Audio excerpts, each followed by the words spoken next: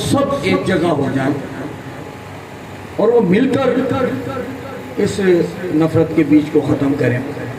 और यही वजह थी कि सादा साहब ने सगीर कुरैशी साहब चूँकि मामले खुसूसी हैं और यही नहीं बड़े फोरम पे भी उनके बड़ी जगहों पर भी आला ओहदेदारों से भी इन्होंने यही कहा कि जब तक हैदराबाद के अवाम को आपकी तरफ से कुछ डिलीवर नहीं होगा, जब तक लोग आपके खिलाफ असबियत का एक नारा लगाकर ये बीज बोते रहेंगे।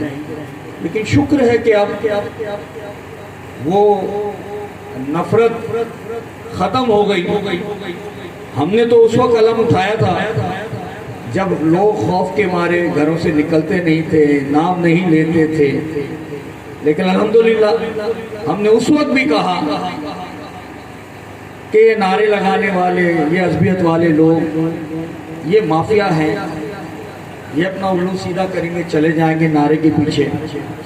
लेकिन आज हालात बहुत तब्दील हैं और मैं ये समझता हूँ कि हम सब मिलकर कोशिश कर रहे हैं कि दीगर ज़बान बोलने वाले तमाम मुसलमान एक जगह पर, एक प्लेटफॉर्म पर हों और उसी जगह से इस शहर की खिदमत का बेड़ा उठाएं।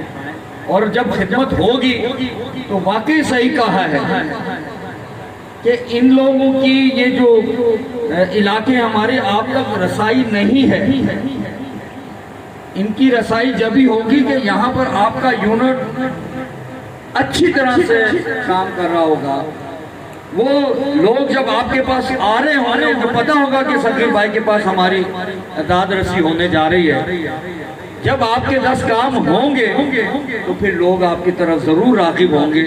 और बड़ा अच्छा साजा साहब ने कहा कि ये खिदमत आपने की है और भी हैं, लेकिन अगर आप इन लोगों के दरमियान में रहेंगे, इनकी दाद रसी करेंगे, तो जो लोग आपसे कल दूर हुए थे वो आपको सीने से लगाएंगे और इंशाल्लाह ये हम सब मिलकर इस शहर को अज़ियत से पाक कर देंगे।